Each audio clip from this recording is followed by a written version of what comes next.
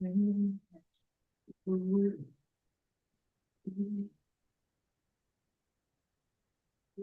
so you should be fine now, and let me do that. Share the screen. Yes, Prabhu. Okay, so then we do the focus mode for you. So it's okay. All right, you can go ahead. Thank you, Prabhu. Hare Krishna.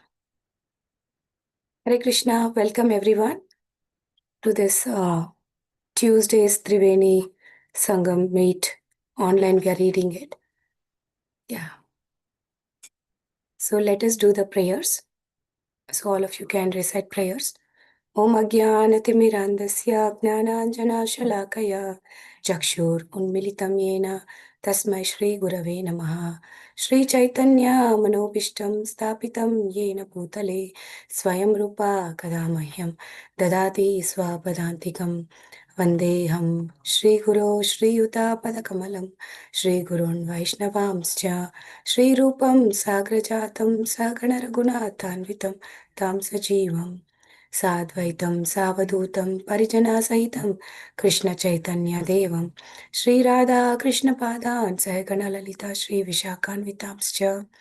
He Krishna Karuna Sindho Dina Bandhu Jagatpate Gopesha Gopika Kanta Radha Kanta Namostute Tapta Kanchana Gaurangi Radhe Vrindavaneshwari Vrishabhanu Sute Devi Pranamami Hari Priye Namam Vishnupadaya Krishna Prishtaya Bhutale Srimate Bhakti Vedanta Swami Niti Namine Namaste Saraswati Devyai Gauravani Pracharine Nirvisesha Shunyavadi Paschatya Deshatarine Jai Shri Krishna Chaitanya Prabhu Nityananda Shri Advaita Gadadara Shri Vasadi Gaura Bhakta Hare Krishna, Krishna Krishna, Hare Hare, Hare Rama, Rama Rama, Hare Hare, Hare Krishna, Krishna Krishna, Hare Hare, Hare Rama, Rama Rama, Hare Hare, Hare Krishna, Krishna Krishna, Hare Hare, Hare Rama, Rama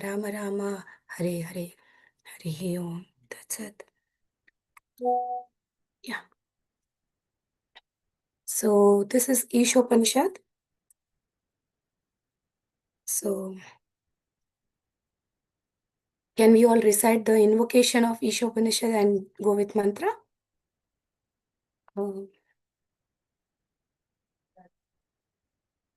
Yeah.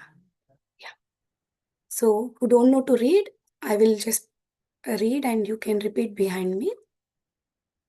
Om Purnamada Purnamidam Om Purnamada Purnamidam Purnat Purnamudachyate Purnat Purnamudachyate Purnasya Purnamadaya Purnasya Purnamadaya Purnam Eva Vasishyate. Purnam Eva Vashishyate. Yeah, we'll go to the shloka. Mantra 1. Yes. So please all of you repeat. And Ishavasyamidam sarvam Ishavasyam idam sarvam Yatkincha jagatyam jagat Yatkincha jagatyam jagat Tena tyaktena bunjita Tena tyaktena bunjita Magrida kasya svedhanam. Magridakasya Vitsviddinam. So maybe someone can repeat over it. I can repeat, Mataji. I want to repeat after you, Mataji. Okay. Ishavasyamidam sarvam Ishavasyamidam sarvam Yatkincha jagatyam jagat Yatkincha jagatyam jagat Tena tyaktena bunjita Tena tyaktena bunjita Magrida kasya svedhanam. Magridakasya svidhanam. Anyone else want to repeat after this? say this mantra. Somebody want to repeat or say? I can repeat after you. Sorry, I'm not very good at pronunciating. No worries, Mataji. Ishavāsyamidam sarvam Ishavāsyam idam sarvam yatkincha jagatyam jagat yatkincham jagatyam jagat tena tyaktena bhunjita tena tyaktena bhunjita magrida kasya svidhanam. magrida kasya svidhanam. Okay. Isha, by the Lord. Avasyam, controlled. Idam, this. Sarvam, all. Yatkincha, whatever. Jagatyam, within the universe. Jagat, all that is animate or inanimate. Tena, by him. Tyaktena, set apart kota. Bunjita, you should accept. Ma, do not. Grida, endeavor to gain. Kasyasvit, of anyone else. Dhanam, the wealth. Translation: everything animate or inanimate that is within the universe is controlled and owned by the Lord. One should therefore accept only those things necessary for himself, which are set aside as his quota, and one should not accept other things, knowing well to whom they belong. Purport. By His divine grace, Srila Bhakti A.C. Bhaktivedanta Swami Srila Prabhupada ki Jai. Jai. Yeah. So maybe you all can take turns to read. Yeah. Somebody would like to read it? I can attempt. Yes, Mataji. Thank you. Vedic knowledge is infallible because it comes down through the perfect disciplic succession of spiritual masters, beginning with the Lord Himself. Since He spoke the first word of Vedic knowledge, the source of this knowledge is transcendental. The words spoken by the Lord are called Paurusheya. Apaurusheya. Apaurusheya, which indicates that they are not delivered by any mundane person. A living being who lives in the mundane world has 4 defects. He is certain to commit mistakes. He is subject to illusion. He has a propensity to cheat others, and his senses are imperfect. No one with these 4 imperfections can deliver perfect knowledge. The Vedas are not produced by such an imperfect creature. Vedic knowledge was originally imparted by the Lord into the heart of Brahma, the first created living being. And Brahma, in his turn, disseminated this knowledge to his sons and disciples, who have handed it down through history. Since the Lord is Purnam, all perfect, there is no possibility of his being subjected to the laws of material nature, which he controls. However, both the living entities and inanimate objects are controlled by the law of nature and ultimately by the Lord's potency. This Īśopaniṣad is part of Yajur Veda, and consequently it contains information concerning the proprietorship of all things existing within the universe. The Lord's proprietorship over everything within the universe is confirmed in the 7th chapter of the Bhagavad Gita, where para and apara prakriti are discussed. The element of nature, earth, water, fire, air, ether, mind, intelligence, and ego, all being to the Lord's inferior material nature, para prakriti, whereas the living being, the organic energy, in his superior energy, para prakriti. Both of these prakriti or energies are emanations from the Lord, and ultimately, He is the controller of everything that exists. There is nothing in the universe that does not belong to either the para or the apara prakriti. Therefore, everything is the property of the Supreme Being. Because of the Supreme Being, the absolute personality of Godhead is the complete person. He has complete and perfect intelligence to adjust everything by means of his different potencies. The Supreme Being is often compared to a fire, and everything organic and inorganic is compared to the heat and light of the fire. Just as fire distributes energy in the form of heat and light, the Lord displays his energy in different ways. He thus remains the ultimate controller, sustainer, and dictator of everything. He is possessor of all the potencies, the knower of everything, and the benefactor of everyone. He is full of unconceivable opulence, power, fame, beauty, knowledge, and renunciation. Okay. Thank you, Mataji. Would like to give turn to others also. If I'm somebody sorry. else. No, Mataji, that's fine. It's a lengthy purport. So I was thinking, okay, you can read 3. 4. Yeah, if anybody else want to read, then we'll ask, and if they are, then you can read it. Yeah. Anybody else? I can go, Mataji. Yes. One should therefore be intelligent enough to know that, except for the Lord, no one is a proprietor of anything. One should accept only those things that are set aside by the Lord as his quota. The cow, for instance, gives milk, but she does not drink that milk. She eats grass and straw, and her milk is designated as food for human beings. Such is the arrangement of the Lord. Thus, we should be satisfied with those things He has kindly set aside for us, and we should always consider to whom those things we possess actually belong. Take, for example, our dwelling, which is made of earth, wood, stone, iron, cement, and so many other material things. If we think in terms of Śrī Īśopaniṣad, we must know that we cannot produce any of these building materials ourselves. We can simply bring them together and transform them into different shapes by our labor. A laborer cannot claim to be a proprietor of a thing just because he has worked hard to manufacture it. In modern society, there is always a great quarrel between the laborers and the capitalists. This quarrel has taken an international shape, and the world is in danger. Men face one another in enmity and snarl just like cats and dogs.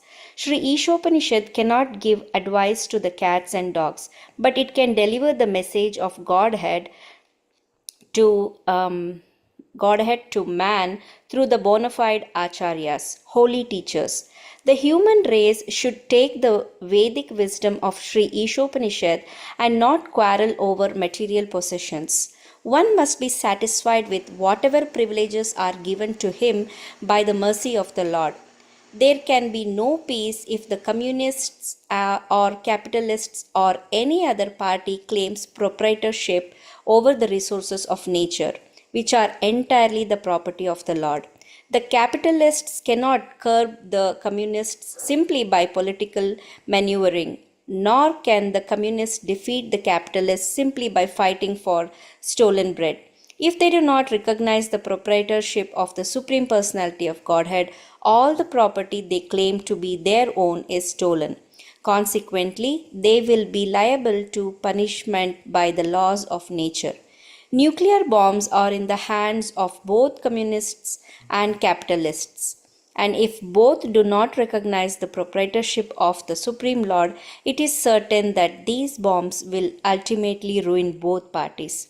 Thus, in order to save themselves and bring peace to the world, both parties must follow the instructions of Śrī Īśopaniṣad. You want me to continue? We'll ask Mataji if anybody else want to read. Yeah. Somebody want to read? Any of you? I can go, Mataji. Yes. Human beings are not meant to quarrel like cats and dogs. They must be intelligent enough to realize the importance and aim of life. The Vedic literature is meant for humanity and not for cats and dogs. Cats and dogs can kill other animals for food without incurring sin. But if a man kills an animal for the satisfaction of his uncontrolled taste buds, he is responsible for breaking the laws of nature. Consequently, he must be punished. The standard of life for human beings cannot be applied to animals. The tiger cannot eat rice and wheat or drink cow's milk because he has been given food in the shape of animal flesh. Among the many animals and birds, some are vegetarian and others are carnivorous, but none of them transgress the laws of nature which have been ordained by the will of the Lord. Animals, birds, reptiles, and other lower life forms strictly adhere to the laws of nature. Therefore, there is no question of sin for them, nor are the Vedic instructions meant for them. Human life alone is a life of responsibility. It is wrong, however, to think that simply by becoming a vegetarian one can avoid transgressing the laws of nature.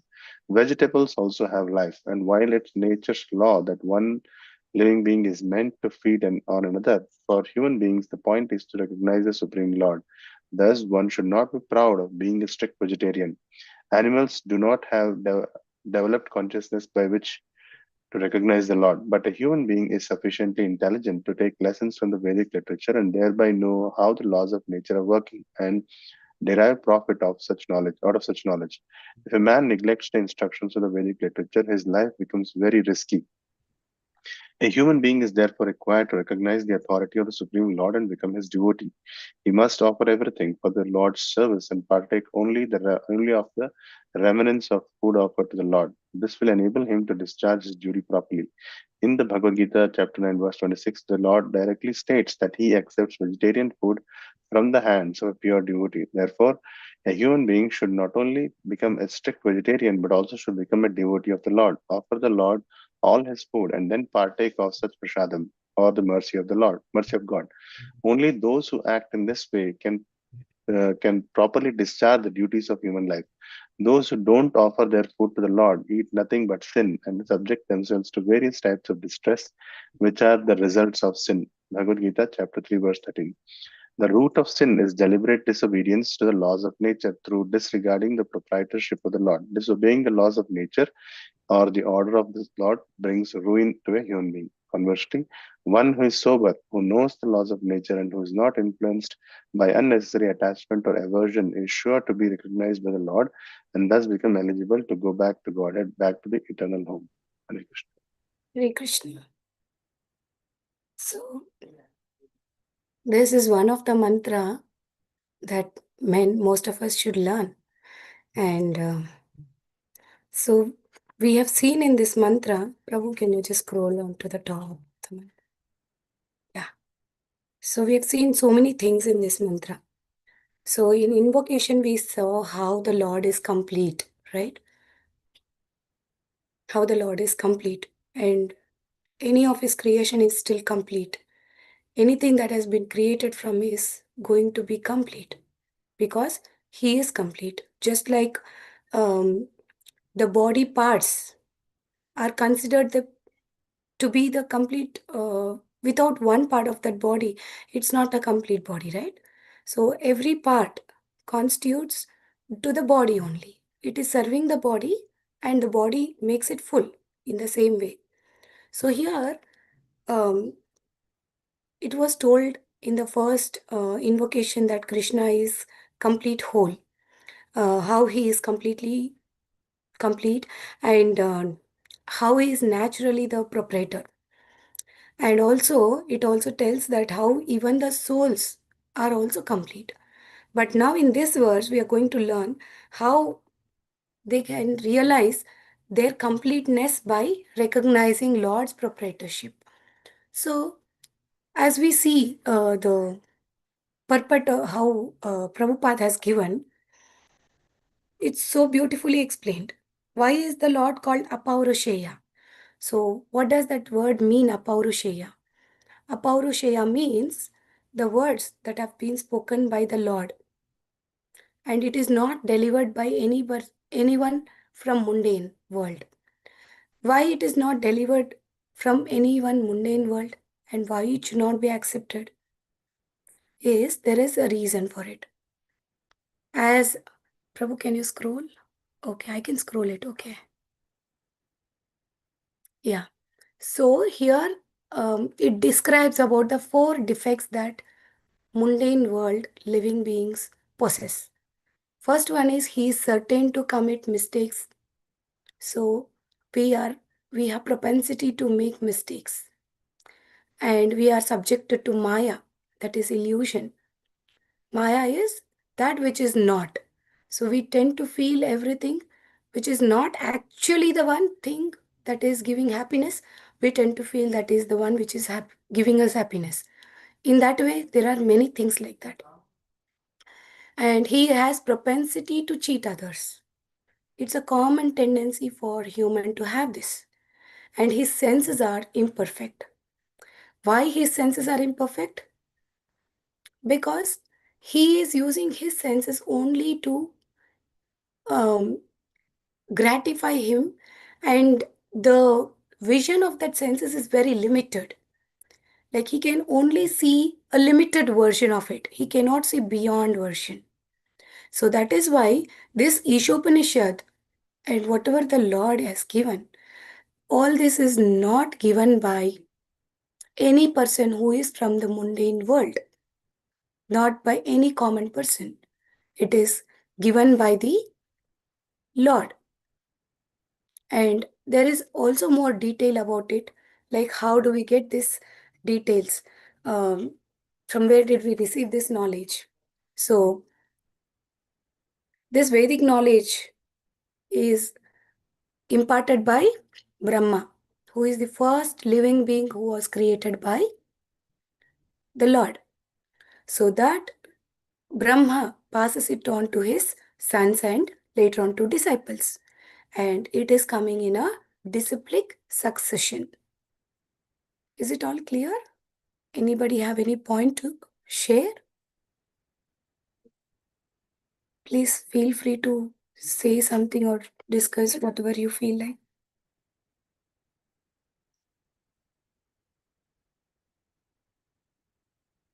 Hare Krishna. Yeah, so far good, Mataji. Okay. So, where were we? So that's how it has been. So the first part of the shloka explains about the Lord, how he is being proprietor. And the second part of the shloka, what is that? Tena tyaktena bunjita magrida kasyasvit dhanam.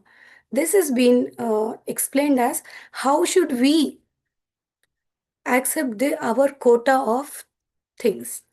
So here, because the Lord is complete, he is also the proprietor of the whole opulences, every resource which is available to us. So everybody are allocated with some resource, and that person is liable only to that much of resource.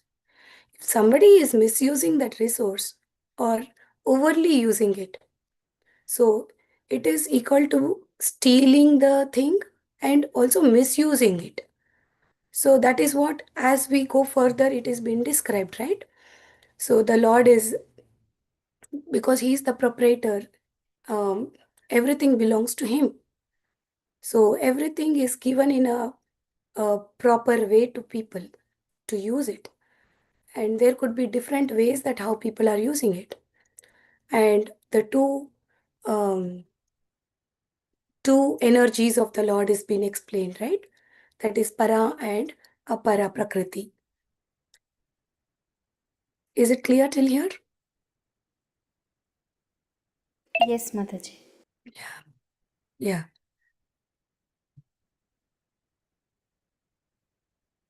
Yes, Prabhu. So just like we saw the example of a cow, how the cow is here, what we say, gives milk, but it does not drink its milk, but it eats grass and straw and gives its milk for human beings and other living beings. Such an arrangement of Lord is so great, right? It's really great. But this is seen in animals. How about humans? We are the only people who want to receive and receive more and more, not want to give back. You see, even trees, they produce so much of flowers, fruits, they want to give back. But it's every other creature in this material world is giving back, but it's only human who doesn't give much back. He is going on, getting greedy and greedy, accepting and holding back the possessions. So, what do we say? So there are different ways of using this resources, whatever is given by the Lord. For example, if somebody is using the the food. So one could be an vegetarian. He might be offering to the God. These kind of things can be enjoyed, but we should not try to enjoy beyond our quota, which has been allotted by the Lord. So anything that is overeating or eating unauthorized food, just like how Prabhupada has mentioned here, it's because we are humans, we are created in such a way that we can eat the vegetarian food, and animals are created in such a way, like how a tiger cannot eat wheat or grass or drink milk. It only lives on the flesh because the karma, the body that it carries, it does not acquire any karma. It does not get entangled to the cycle of karma, because the body, as per the bodily needs, it eats that food. But humans, they are bound by the entanglement of this karma, by what they eat, what they do. All these things entangle them. So if they are eating something that is unauthorized, like somebody is eating meat or so many other things, so he is getting entangled because it is a sinful thing. So here, Prabhupada is also mentioning that um, if the tiger is eating flesh, it's not going to incur any sin. But if a human does eat, he will incur sin. It's according to the law of nature. Just like you can take the example of, just take an example of a soldier who is fighting a war against the enemy territory, against to the enemy country, and he is given a big gun even to shoot at people there who are from the other party or the other country. So he can use that gun and he can kill the people there, then he will be awarded for it. But the same soldier, when he comes back to his hometown, and even if he can just have a small quarrel and uses that gun, he will be arrested. Why? Because he is going against the law of whatever is being given to him. In the same way, when we also go against this law of nature, whatever is being set for us, so we'll also become punishable by the law of nature, because the Lord is above everything. He is not bound by any modes of material nature. He is in the Shuddha Sattva Guna.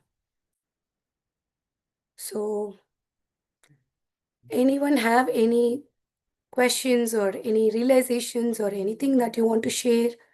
Please go on if you have something to share.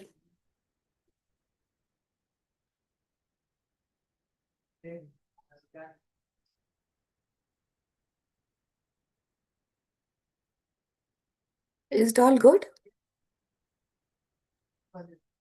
Yes, Madhuri. So I can share. It's okay. Yes. So I really like the thing about most of the times there's argument that why we should eat, why we should not eat non-vegetarian food, or why we should not consume, right? And they also, Prabhupada has nicely brought up the topic of vegetarians. Sometimes people say, "Oh, I don't eat meat. I'm vegetarian, so I'm better than you," right? So he Yeah. says even that is also not good, because you're not offering it and then eating, so you're still like incurring sin, even though you're not eating non-vegetarian. If Still, you just yes. consider eating vegetarian food and you become somehow Still it morally is superior, yeah, incurring sin. Yes, incurring very sin. true. So unless it is we're consuming prasad after his offering and then eating, still considered as sin, even though it's vegetarian food. Yes, very true. Excellent point. So I missed it out. So what here, as Prabhu said, even if you're eating vegetarian, still you will incur sin, because even the vegetable have life. But the difference between vegetable and animal is huge. Animal has emotions. There are many things that is going on. So animal can see, it has a higher conscious than vegetable. So even this vegetable, though it's safe for us to eat, though we don't incur much sin, still, if we are not offering it to the Lord, then we are going to incur sin. Because anything that we are doing is all from the account of the Lord. Everything is in the account of the Lord. So, and there is one more point, right? You may make big buildings using the cement, sand, bricks, everything. We may have made this secondary creation of cement and all this. But even to make that secondary creation, where do all the raw materials come from? It is coming from the resource what the Lord has given. And who is the owner of all these things? Who is the proprietor of all of these things? Is none other than the Lord. No one other than Lord. So if we are using it like this and we are quarreling for to be so-called proprietors in this material world, and we are going to end up with lot of sin and fight. Finally, this would be a greatest danger, and Lord would have to take up all of these things what is given to us. Just like child is given so much of freedom at home, and the child, when he starts or when she starts misusing that freedom, then all the freedom is taken away, right? It is the same thing here too. So the Lord has given this material creation, material world to us to use it properly and go back to Godhead. Yeah. Anybody else want to share some realization or have anything to say?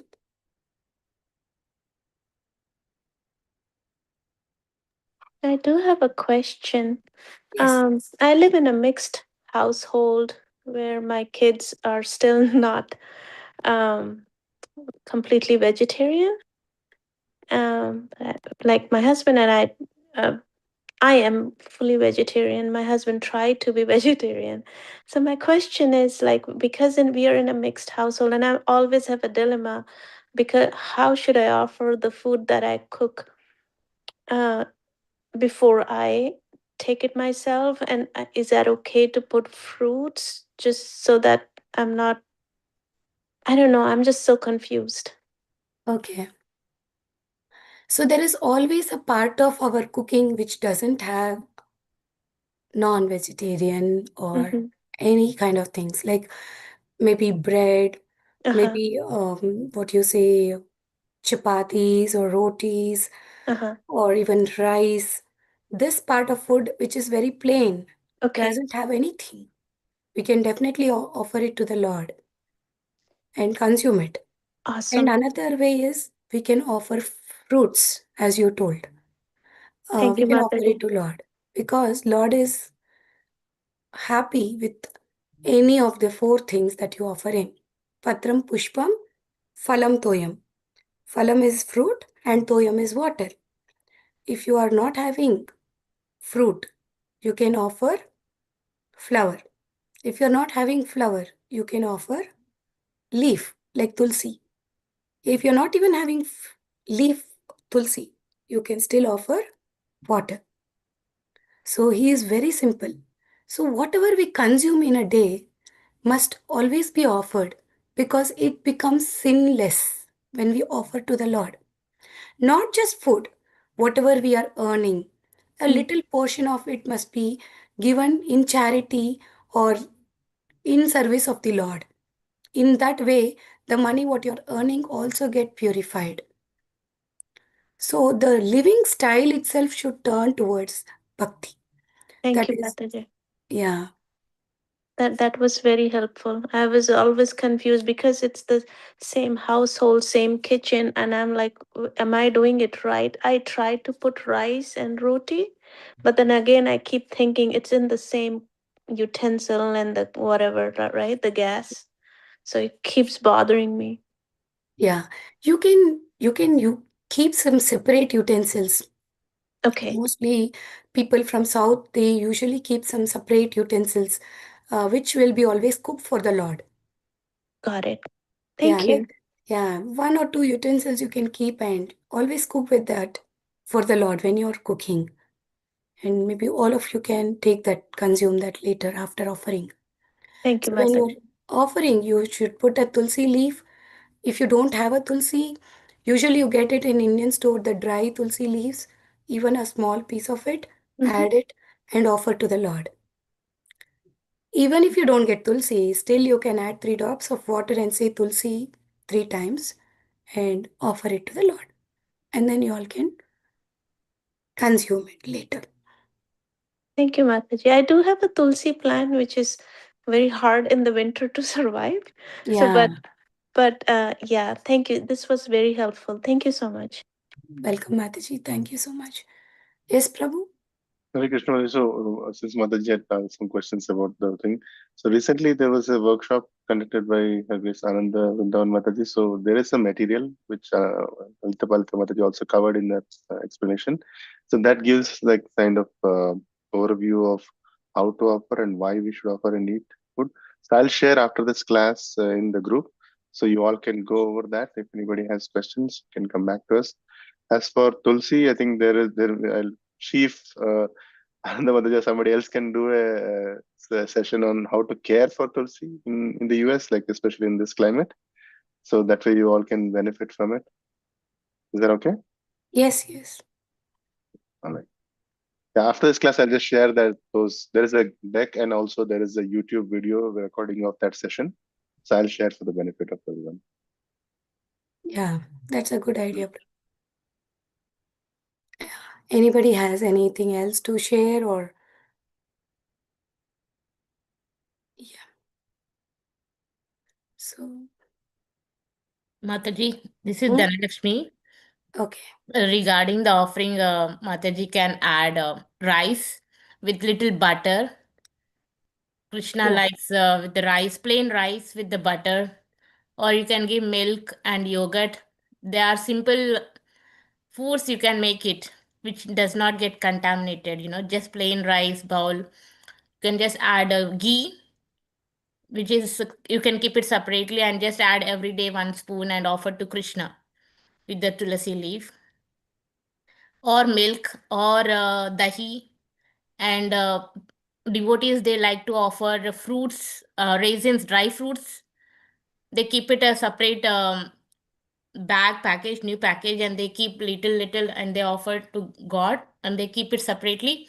So whenever they are traveling or whenever they want to give to others or family members, you can just give that. So that way it does not get contaminated or anything. Thank you, Mataji. You Yeah. can daily offer that way. Add rice, ghee, milk, yogurt, or dry fruits. Got it. So we do go to office. So is that okay to? I know we should serve all meals which we are eating. Is it okay to just serve it in the morning and then when we come back, do the same in the night? Yes, Mataji. Okay. That's still fine. But don't give the offering and leave it there. Like at least fresh foods like whatever rice or milk, these things when you offer, after 5 or 10 minutes, take it off back. Okay. Okay. But if it is dry fruits, you can leave it near the Lord and go. That's fine. Perfect. Thank you so much. This was very helpful. Yeah. Where do you stay, Mataji? Pleasanton? Okay. So please do come to Yoga Peeth. That is our ISKCON Tri Valley. Yeah, I definitely try to Yeah. when my schedule permits. Yeah. I was there during that women's session Wow. on the Okay. Gopika. Yeah. Yeah, Gopika meet. Okay. Yes. That's great, Mataji.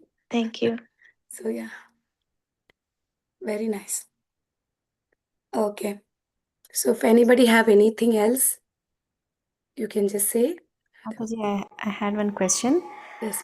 So you were talking about the resources, right? Like we should not overuse or misuse.